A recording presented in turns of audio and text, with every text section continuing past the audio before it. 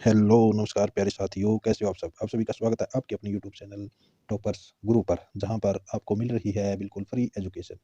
आज की वीडियो में हम कक्षा 10 के सेक्शन ई प्रैक्टिस सेट 1 का को सोल्व करेंगे और हमने बाकी जो ए, बी, सी, डी बाकी पिछली वीडियो में कवर कर ली है। यदि आपने वो सभी वीडियो नहीं देखी है, तो ये वीडियो आपको डिस्क्रिप्शन में मिल जाएगी या आई बटन पर आपको मिल जाएगी, तो वहाँ से आप इनको देख सकते हो। ओके, तो ये वीडियो देखनी बहुत ज़रूरी है क्योंकि ऐसे ही क्वेश्चन आपके फाइनल एग्जाम में देखने को मिलेंगे। ओके, तो स्टार्ट करते हैं आज की वीडियो। वीडियो स्टार्ट करने से पहले आपसे रिक्वेस्ट है, चैनल को सब्सक्राइब करके बेल आइकन को प्रेस कर लीजिए और वीडियो को लाइक कीजिए और ज़्यादा से ज़्यादा अपने दोस्तों, अपने भाई बहनों के पास ये वीडियो पहुंचाइए, इस चैनल को पहुंचाइए ताकि वो भी यहाँ से फ़ायदा उठा सके। ओके, तो आज का हमारा जो सेक्शन ई रहेगा वो रहेगा केस स्टडी बेस्ड क्वेश्चन। ये अब की बार हरियाणा बोर्ड ने पहली बार इंट्रोड्यूस किया है सभी सब्जेक्ट के अंदर। तो कैसे इसको सोल्व करने हैं, तो देखिए।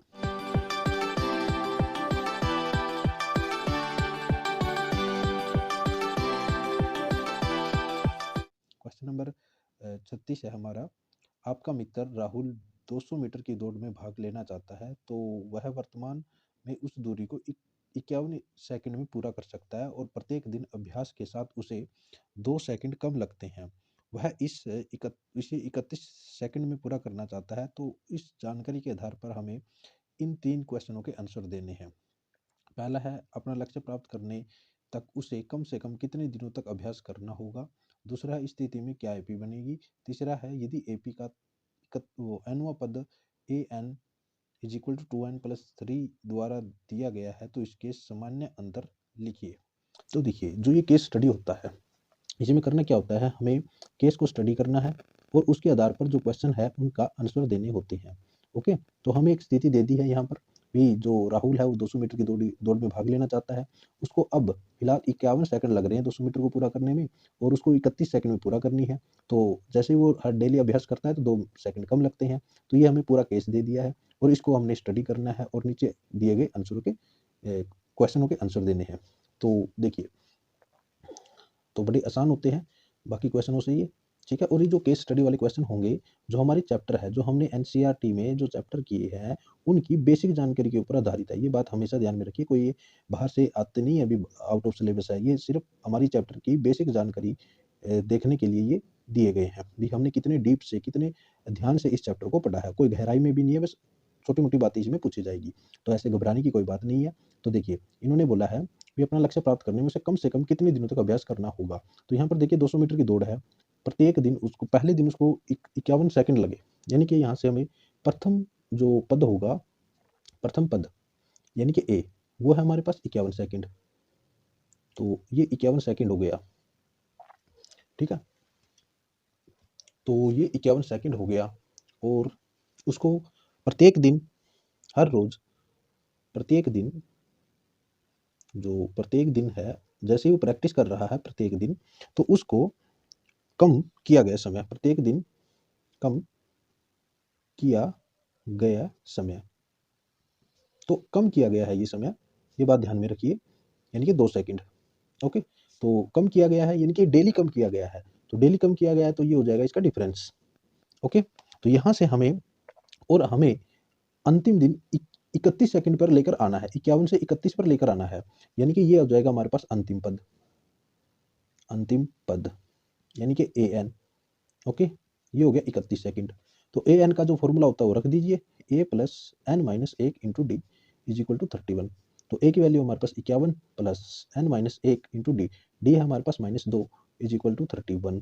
तो जैसे इसको सोल्व कीजिएगा, तो 51 को इस साइड ले आएंगे तो ये बचेगा हमारे पास एन माइनस 1 माइनस का 2 बराबर 31 माइनस 51। तो एन माइनस 1 माइनस 2 और यहाँ पर बचेगा माइनस का 20। ओके, माइनस से माइनस कैंसिल हो जाएगा, 2 के साथ ये कैंसिल हो जाएगा, तो एन आ जाएगी हमारे पास 11, यानी कि उसको 11 दिन लगेंगे, 11 दिन लगेंगे आपके 31 सेकंड में पूरा करने के लिए उसको, ठीक है। तो जो कुल दिन लगेंगे उसको, कुल दिन तक जो अभ्यास करने हैं वो है इसमें 11 दिन। ओके, तो पहले पार्ट का ये आंसर होगा। दूसरा पार्ट में हमसे पूछा है इसमें एपी क्या बनेगी, तो एपी बड़ा आसान है। तो देखिए, पहले दिन उसको लगा 51, फिर वो 2 सेकंड कम कर रहा है, तो इसमें से 2 सेकंड कम कर दीजिए, तो ये होगा 49, फिर होगा 47, फिर होगा 47 के बाद क्या होगा, 2 माइनस कीजिए 45। ओके, तो ऐसे ही चलती रहेगी और फिर ये कहाँ तक जाएगी, 31 तक, 31 सेकंड पर जाकर रुक जाएगी। तो ये हो जाएगी हमारे पास एपी। तो यहाँ से एपी बन गई। तीसरा पूछा इन्होंने, यदि एपी का एनवा पद, तीसरा हमसे पूछा है इस एपी का अगर एनवा पद 2n प्लस 3 हो तो इसका सामान्य अंतर क्या होगा।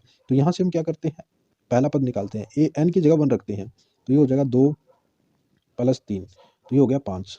तो जैसे ही 2 रखेंगे तो ये हो जाएगा 2 2 प्लस 3, तो ये हो गया 4 4 7।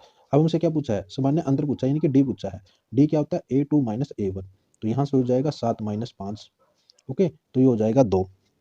ठीक है, तो इस तरह से आप इसको सोल्व कर सकते हैं। उसके बाद हमसे पूछा है भी हमें किसी एपी के 3 पद हमें दिए हैं, x का मान लिखिए जिसमें 2x प्लस 2x है। देखिए हमें इसके अंदर ये इसका और है, हमें दिए है 2x, x plus 10, 3x plus 2, AP के 3 लगातार पद है, तो इनके मान निकालिए। तो हमें जो ये दिए है 2x, x प्लस 10 और 3x प्लस 2, ये क्या है, लगातार के पद है। ओके, अगर ये लगातार के पद है हमें, तो हमें ये समझना चाहिए भी यहाँ से हम डी निकालेंगे। ओके, और यहाँ से डी निकालेंगे तो दोनों इक्वल आएगा, एपी है, क्योंकि ये एपी है तो इसलिए डी सभी जगह एक जैसा होगा। तो बस यहाँ से ऐसे लिख दिए 10 minus 2x is equal to 3x plus 2 minus x plus 10। हमने क्यों रखा, क्योंकि एपी में हर जगह डिफरेंस समान होता है, एक जैसा होता है, इक्वल होता है। तो बस इसी बात का हम फायदा उठाना है। माइनस 2x बराबर ये हो जाएगा 3x प्लस 2, यहाँ से हो जाएगा माइनस प्लस, सॉरी माइनस आएगा क्योंकि माइनस अंदर जाएगा तो इसको माइनस कर देगा। तो देखिए क्या बचेगा हमारे पास, यहाँ पर बचेगा माइनस का 1x और यहाँ पर बचेगा 2x। 2x को यहाँ पर लाओगे तो हमारे पास हो जाएगा ये माइनस का 2x और ये हो गया 8 माइनस के, और यहाँ पर लाओगे तो ये हो जाएगा माइनस के 18। ओके, तो माइनस के 3x is equal to minus 18, तो माइनस से माइनस कैंसिल हो जाएगा, 3 के साथ ये हो जाएगा 6 पर कैंसिल, यानी कि x इज इक्वल टू आ जाएगा 6। ओके, तो ये आ जाएगा आपका x इज इक्वल टू 6। तो इस तरह से आपको ये क्वेश्चन सोल्व करना था। आई होप ये क्वेश्चन बहुत अच्छी तरह से आपको समझ में आया होगा। फिर भी कोई परेशानी रह जाती है, कोई दिक्कत रह जाती हो तो कमेंट बॉक्स में कमेंट कीजिएगा। ओके, तो आपका जो डाउट है वो दूर किया जाएगा। ओके, तो नेक्स्ट क्वेश्चन पे चलते हैं। क्वेश्चन नंबर 37, अंतर्राष्ट्रीय योग दिवस हर साल 21 जून को मनाया जाता है। शीला, रेवती, राम, जोसेफ अंतर्राष्ट्रीय योग दिवस के अवसर पर स्कूल में सामूहिक योग सत्र के लिए मुख्य मंच पर प्रशिक्षक है, जैसे कि चित्र में दिखाया गया है। तो निम्न सवालों का आपको जवाब देना है। रेवती और मीना की स्थिति क्या है, रेवती और जोसेफ के बीच की दूरी क्या है, एसएम त्रिखंड के बिंदुओं के निर्देशांक ज्ञात कीजिए, यदि बिंदु आरएमजे से बनने वाले त्रिभुज के प्रकारों के नाम लिखिए। तो इस तरह से आपको ये सभी क्वेश्चनों के आंसर देने हैं। तो ये बड़ा ही आसान है, चैप्टर नंबर 7 से है। तो चैप्टर नंबर 7 अगर आपने अच्छी तरह से पढ़ा है तो इन क्वेश्चनों को जवाब देते वक्त आपको कोई दिक्कत नहीं आएगी। तो वैसे भी दिक्कत नहीं आनी है क्योंकि टॉपर्स ग्रुप आपके साथ है। तो किसी भी क्वेश्चन में आपको कोई परेशानी नहीं आने दी जाएगी यदि आप अच्छे ढंग से इन वीडियो को देखते हैं और समझने की कोशिश करते हैं। ओके, तो देखिए इसमें भी आपको कोई परेशानी नहीं होगी। तो देखिए हमें एक आपको स्क्रीन पर दिखाई दे रहा होगा क्वेश्चन चित्र, तो इसमें आपको दिखाई दे रहा होगा कि एक बॉक्स बना हुआ है जिसमें 4 नाम लिखे हैं, रेवती, जोसेफ, शीला और ये राम। ओके, तो यहाँ से हमें पहले क्वेश्चन में रेवती की और जो शीला है इसकी हमें वो बतानी है, स्थिति बतानी है। तो ये बताने के लिए हमें क्या देखना है, इनमें बस ये चेक करना है भी इनके कोऑर्डिनेट्स क्या है, निर्देशांक क्या है। जो नीचे वाली लाइन है उसको हम x मान लेते हैं और जो खड़ी लाइन है उसको हम y मान लेते हैं। ठीक है, तो यहाँ पर देखिए पहला क्वेश्चन 37 का पहला पार्ट, 37 का पहला पार्ट। ओके, तो हमें पूछा है रेवती, रेवती की स्थिति। तो रेवती की जो स्थिति होगी की स्थिति, ठीक है, तो यहाँ से देखिए जो x है वो इसको मिल रहा है 7। ओके, तो x को 7 मिल रहा है और यहाँ से y है इसकी 9, तो ये होगी इसकी स्थिति। उसके बाद शीला की स्थिति देखिए, तो ये हो जाएगी यहाँ पर जो ये बैठी है ये x 4 है और y है 5। ओके, तो बस ये बताना था, इसमें इतना आसान क्वेश्चन था। उसके बाद हमें बताना है इसके अंदर r और j के बीच की दूरी बतानी है। ओके, तो यहाँ से देखिए पहले सेकंड पार्ट में देखिए इसका, पहले तो r की स्थिति देखिए कहाँ पर है, तो ये है हमारे पास 7 और 9। ओके, ये r है और इसी तरह से j को देखिए, जोसेफ को देखिए कहाँ पर है, तो ये है हमारे पास 7 और 1। ओके, तो इनके बीच की दूरी बतानी है। तो जैसे ही दूरी ध्यान में आती है तो आपको दूरी सूत्र आना चाहिए। तो दूरी सूत्र है हमारे पास, क्या है, जल्दी से कमेंट कीजिए दूरी सूत्र। तो मैं लिख देता हूँ x2 माइनस x1 का whole square plus y2 minus y1 का होल स्क्वायर और ये सारा का वर्गमूल। ओके, तो इस तरह से आपको ये याद रखना है। तो यहाँ से देखिए 7 minus 7 square plus 1 minus 9 whole square और सारा का ये वर्गमूल। तो यहाँ से हमें पता चला ये तो 0 हो गया, प्लस यहाँ पर बचेगा माइनस 8। ओके, तो यहाँ पर हो जाएगा 64 और ये आ गया 8 मात्रक यूनिट इसकी दूरी हो गई दोनों के बीच की। ओके, अब देखिए नंबर 3 में हमें बोला है यदि बिंदु आर यदि जो एस एम है इसके त्रिखंड, देखो 2 पॉइंट है एस और एम। ओके, जो एस है ये है हमारे पास पॉइंट 4 और 5, 4 और 5, और जो ये एम है ये है इसके पॉइंट, मान लीजिए एम के पॉइंट है 10 और 5। ओके, तो इनके ये जो रेखाखंड बनेगा इन दोनों के मिलाने से, तो इनको जो क्या लिखा है, त्रिखंड, यानी कि 3 भागों में बांटने वाले ये वाले। ठीक है, तो मान लीजिए ये है पी और ये है क्यू। इनके निर्देशांक हमें फाइंड करने हैं। तो इनके निर्देशांक फाइंड करने के लिए हमें क्या पता होना चाहिए, जो ये पी पॉइंट है, जो पी पॉइंट है, पहले पी के निकालते हैं। पी एस एम को देखिए 3 पार्ट है, 3 पार्ट में से एक पार्ट ये है, 2 पार्ट इस साइड है, तो ये 1:2 में विभाजित करता है, विभाजित करता है। तो जैसे ही विभाजित किया तो हमने यहाँ पर विभाजन सूत्र का अप्लाई कर देना है। तो विभाजन सूत्र जैसे ही लगाएंगे हम इसके, तो पी के निर्देशांक हमारे सामने होंगे। तो पी के निर्देशांक, तो विभाजन सूत्र आपको याद होना चाहिए। तो ये हमारे पास m1 है और ये हमारा m2 है, ये x1 y1 x2 y2। तो यहाँ से रखिए 1 10 प्लस 2 और ये 4 अपॉन 2, और यहाँ से y को निकालिए 1 5 प्लस 2 5 अपॉन 2। ओके, तो यहाँ से होगा 10 10 4 दूनी 8 18/2, और यहाँ से 5 5 और 10 15 15/2। ओके, तो यहाँ से आपको नहीं, सॉरी, यहाँ पर 1 प्लस होगा क्योंकि इन दोनों को जोड़ना है। तो ये हो जाएगा हमारे पास 3 और ये भी हो जाएगा 3। ओके, तो यहाँ से ये कट जाएगा 6 पे, ये कट जाएगा 5 पर। तो जो पी के निर्देशांक आए वो आए 6 और 5। ओके, तो इस तरह से आपके ये निर्देशांक आ चुके हैं। उसके बाद हमें निकालना है इसमें क्यू के, जो क्यू के कोऑर्डिनेट है वो देखिए कैसे आएंगे। तो क्यू देखिए, अब यहाँ से जो ये पी और एम जो ये बन गया, यहाँ पर क्यू क्यू पी एम का मध्य बिंदु है, का मध्य बिंदु है। तो मध्य बिंदु है तो क्यू के जो निर्देशांक होंगे, क्यू के निर्देशांक, यहाँ से आप मध्य बिंदु वाला जो फॉर्मूला है वो लगा सकते हो। ठीक है, तो पी के निर्देशांक ये है, एम की ये है, तो एक्स में एक्स जोड़ेंगे तो 10 + 6/2, और यहाँ से 5 + 5/2, तो ये 16 16 के साथ ये कटेगा तो ये हो जाएगा हमारे पास 8, और यहाँ पर 10 और ये 5। तो ये इस क्यू के निर्देशांक आ चुके हैं। ओके, तो इस तरह से आपको ये क्वेश्चन करना था। उसके बाद हमें निकालना है इसके अंदर, यदि बिंदु आर एम जे से बनने वाले त्रिभुज के प्रकारों के नाम बताइए। तो बिंदु अगर ये आर जे एम, इससे जो त्रिभुज बनेगी आर जे एम से, तो वो कौन किस प्रकार की त्रिभुज बनेगी। ओके, तो देखिए कैसे क्वेश्चन ये करना है आपको। तो मैं बता देता हूँ आपको, ये क्वेश्चन सोल्व करके देखना है। अगर ये फिर कोई दिक्कत आती है तो कमेंट कीजिए, तो मैं इसको वापस सोल्व करवा दूंगा। ओके, तो देखिए हमें 3 पॉइंट है, पहले तो इन तीनों की हमें क्या देख लेनी है, स्थिति देख लेनी है। तो जैसे कि इन्होंने बोला है आर पॉइंट, तो आर पॉइंट के जो निर्देशांक है वो है हमारे पास 7 9। ओके, उसके बाद इन्होंने बोला है एम के है 10 और 5। ओके, उसके बाद इन्होंने बोला जे के जो निर्देशांक है वो है 7 और 1। तो इन तीनों से मिलकर एक त्रिभुज बनेगी। ओके, जैसे ये आर हो गया, ये एम हो गया, ये जे हो गया। ओके, अब ये त्रिभुज बतानी है हमने, किस तरह की त्रिभुज बनेगी। तो हमें क्या कर लेना है, तो इनके बीच की दूरी निकाल लेनी है, आर एम निकालना है। ओके, और एम जे निकालना है। ओके, और फिर एक दूरी और निकाल लेनी है, आर जे। ओके, तो देखिए मैं बता देता हूँ कितनी आएगी ये। जैसे इसमें से ये माइनस करेंगे तो 3 3 × 9, और तो ये आ जाएगी आपके पास 9, और ये हो गया हमारे पास 4 16 9 और 4 25 25 का स्क्वायर 5। ओके, ये 5 आएगी, और एम जे ये 3 और ये भी 5 आएगी। ओके, और यहाँ से निकालोगे तो ये हो जाएगा 0 8 8 64, और ये आएगी हमारे पास 8। ओके, तो यहाँ से देखिए R M is equal to M J आ गई, यानी कि दो भुजाएं इक्वल आ गई। तो ये कौन सी त्रिभुज बनेगी, ये समद्विबाहु त्रिभुज बनेगी। ओके, समद्विबाहु त्रिभुज आपकी बनेगी। ओके, तो इस तरह से आपको इन दूरियों को निकाल लेना है, आपको निकाल कर देखना है। ओके, तो आई होप ये क्वेश्चन भी आपको अच्छी तरह से समझ में आया होगा। कोई दिक्कत, कोई डाउट तो कमेंट आपके लिए खुला है, तो कमेंट कीजिए। कमेंट में आपको सिर्फ अपने डाउट ही नहीं लिखने, आपको अपने जो जो सुझाव है वीडियो से रिलेटेड, इस चैनल से रिलेटेड, क्या आप सुधार चाहते हैं और किस तरह की किस टॉपिक पर आपको वीडियो चाहिए, तो वो भी आपको कमेंट करना है।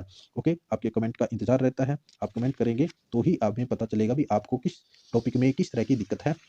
ओके, तो अब देखिए क्वेश्चन नंबर 38 में हमें बोला है 200 वर्गमूल 3 मीटर ऊंचे टावर से एक सेना का जवान दो जहाजों की कुछ संदिग्ध गतिविधियों को देखता है जो एक ही दिशा में उसकी ओर बढ़ रहे हैं। तुरंत इसकी सूचना मुख्यालय को देता है। टावर से देखे गए जहाजों के अवनमन कोण क्रमशः 60 डिग्री 30 डिग्री है। उपयुक्त जानकारी के आधार पर नीचे वाले हमें बताना है। तो पहले तो हमें क्या कर लेना, तो देखिए पहले हमें क्या कर लेना है, एक यहाँ से फिगर बना लेनी है। तो फिगर हमें बनानी है इस तरह से। तो ये होगी हमारे पास एक टावर। ओके, यहाँ से कोई व्यक्ति है, ये इसकी जो क्षैतिज रेखा होगी, यहाँ से उसको दो जहाज दिखाई देते हैं।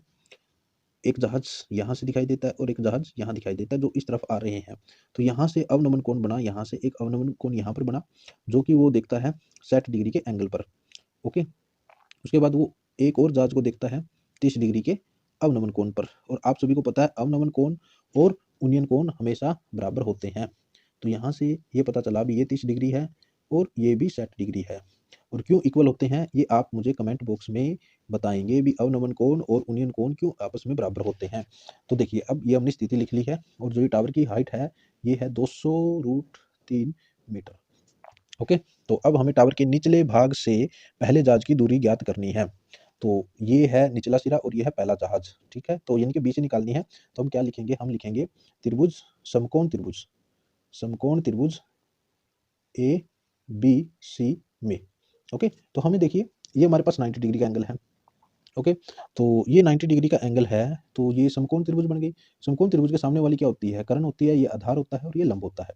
ओके, हाइट जो होती है लंब हो गई। तो हमें दिया क्या है, ये दिया है लंब, दिया निकालना क्या है, आधार निकालना है। तो लंब और आधार में कौन सा फॉर्मूला बनता है, तो ये बनता है tan का और कोट का। कोट का भी लगा सकते हो, tan का भी लगा सकते हो। तो हम क्या करते हैं, यहाँ पर tan का लगा लेते हैं, A B upon B C is equal to 60। Okay, तो ए बी की वैल्यू हमें पता है 200√3, बी सी की हमें नहीं पता है, tan सेट की वैल्यू होती है √3। तो जैसे इसकी क्रॉस मल्टीप्लाई करेंगे तो 200/√3 बराबर हो जाएगा बी सी। √3 से √3 कैंसिल हो जाएगा, तो बी सी बराबर हो जाएगा 200 मीटर। ओके, तो यानी कि पहले जहाज की टावर से दूरी कितनी होगी, दूरी कितनी होगी, ये होगी आपकी 200 मीटर। ओके, तो पहला पार्ट का ये क्वेश्चन था। दूसरा पार्ट में हमें ये बोला है, इसमें ये पहला पार्ट था आपका क्वेश्चन नंबर 38 का, लास्ट क्वेश्चन है प्रैक्टिस सेट नंबर 1 का। तो टावर के निचले सिरे से दूसरे जहाज की दूरी निकालनी है। तो दूसरे जहाज की दूरी है यहाँ से डीबी। तो उसी तरह से लिखेंगे हम त्रिभुज ए बी सी में वही फॉर्मूला अप्लाई करते हैं, ए बी लंब बटे आधार, ए बी बटा, अब देखो आधार क्या हो जाएगा आपका, डीबी बन जाएगा, और त्रिभुज बन जाएगी आपकी ए बी डी। ओके, तो ये हो गया हमारे पास D B is equal to 10। अब थीटा है हमारे पास 30। तो ए बी की वैल्यू वही है 200√3, डी बी की वैल्यू हमें निकालनी है, और ये हो जाएगी 10 30 होता है 1/√3। तो जैसे इसको सोल्व करोगे तो डी बी की वैल्यू आपको मिलेगी √3 की 3 हो जाएगी, तो 200√3 यानी कि 600 मीटर। ओके, तो दूसरे जहाज की टावर दूरी से दूरी तो आपको मिलेगी ये 600 मीटर। ओके, उसके बाद हमसे पूछा है दोनों जहाज़ों के बीच की दूरी। तीसरे पार्ट में हमसे पूछा है दोनों जहाज़ों के बीच की दूरी, तो ये आपको मिलेगी 600 माइनस 200। ओके, तो कितनी मिलेगी आपको, 400 मीटर। ओके, देखिए ये यहाँ से दूरी, ठीक है 200, और यहाँ से दूरी 600। तो जैसे ही ये माइनस करेंगे तो ये दूरी बच जाएगी। ओके, तो ये हो गया। उसके बाद हमें इसी में पूछा है बी सी डी का क्षेत्रफल, त्रिभुज बी सी डी का क्षेत्रफल। तो जो त्रिभुज बी सी डी का क्षेत्रफल, तो जो क्षेत्रफल होता है वो होता है 1/2 आधार गुणा में ऊंचाई। ओके, तो यहाँ से आप बी, तो हमसे पूछा क्या है इन्होंने पूछा है बी सी डी की, B C D B C D तो B C D,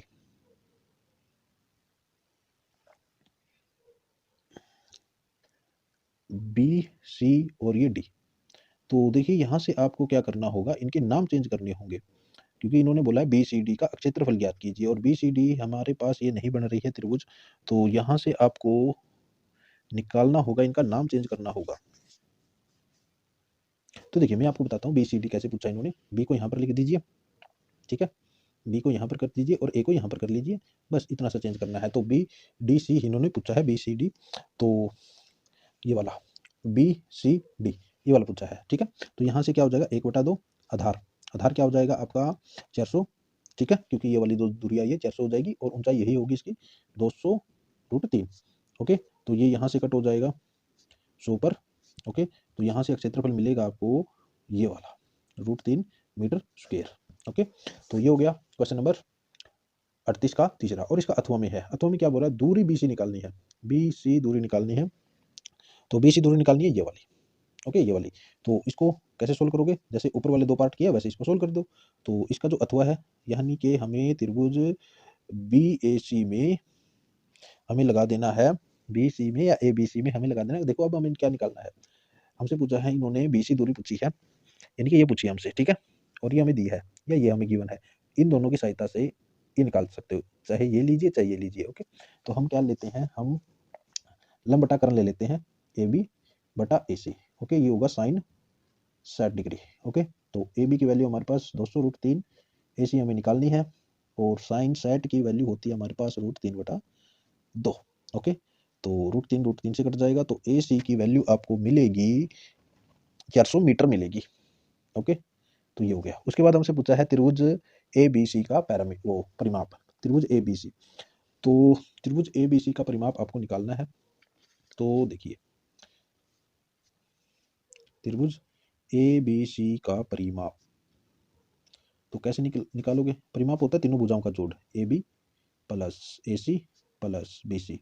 okay, A B जो हमें दी है 200√3, ए सी की वैल्यू आई है 400, बी सी की वैल्यू आई है, बी सी की वैल्यू ऊपर आई थी पहले पार्ट में 200। ओके, तो ये हो जाएगी आपके पास 600 प्लस 200√3। ओके, तो वैसे तो ये परिमाप आ गया, अगर आप इसको ठीक ढंग से लिखना चाहो तो ऐसे भी लिख सकते हो, 200 यहाँ से कॉमन लीजिए, तो ये बचेगा आपका 300। ओके, तो यहाँ से 300 प्लस √3, 200 कॉमन लिया हमने। ओके, तो यह बचेगा आपका 3 बचेगा, तो 3 बच गए आपके पास, तो ये हो गया आपका आंसर। ओके, तो ये मीटर में आएगा। तो इस तरह से आपको ये क्वेश्चन नंबर 38 करना था। तो ये इस वीडियो के साथ आपका जो प्रैक्टिस नंबर 1 है वो खत्म हो चुका है। ओके, ये स्टैंडर्ड मैथ के लिए था। तो अब हम एक जो प्रैक्टिस सेट है वो बेसिक मैथ के लिए भी सोल्व करने वाले हैं। ओके, तो आप इस चैनल से जुड़े रहिए, क्योंकि आपको यहाँ पर लगातार वीडियो मिलने वाली है, ठीक है। तो उसके लिए सिर्फ आपको एक ही काम करना होगा, चैनल को सब्सक्राइब करके बेल आइकन को प्रेस करना होगा। और अगर वीडियो पसंद आई हो, जो कि आई होगी, हम मुझे पता है, क्योंकि इतने अच्छे तरह से आपको सॉल्यूशन कहीं नहीं मिलेगा, और ये लेटेस्ट प्रैक्टिस सेट है, तो बहुत कम लोगों ने इसका सॉल्यूशन करवाया होगा। तो हमारे चैनल पर ये ऐसे ही सॉल्यूशन आपको मिलते रहेंगे। और एक जो नेक्स्ट वीडियो है, नेक्स्ट या उससे अगली वीडियो जो आएगी, उसमें आपको टॉप 50 क्वेश्चन, मैथ के टॉप 50 क्वेश्चन करवाए जाएंगे, और ये सभी बोर्ड के लिए होंगे, चाहे सीबीएसई हो चाहे एचबीएसई हो, सभी बोर्ड के लिए आपको करवाए जाएंगे। तो ये वीडियो आपके लिए तैयार हो रही है, तो जल्दी से इस चैनल को सब्सक्राइब कीजिए और बेल आइकन को प्रेस कर लीजिए, और अपने दोस्तों के साथ शेयर कीजिए, उनको बताइए भी ऐसा हमारा एक नया चैनल है जो कि बहुत ही अच्छी तरह से आपको एजुकेशन प्रोवाइड करवा रहा है और आगे भी करवाता रहेगा। तो मिलते हैं नेक्स्ट वीडियो में। Thank you.